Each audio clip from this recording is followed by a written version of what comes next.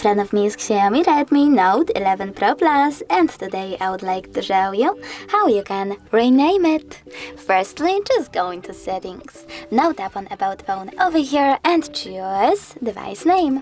Following that, you can type in wherever you wish to. I will go with Dean.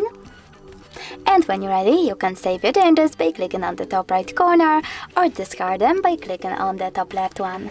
I will go with top right one though, so now when I click on the check mark, as you can see, name of my Xiaomi has changed.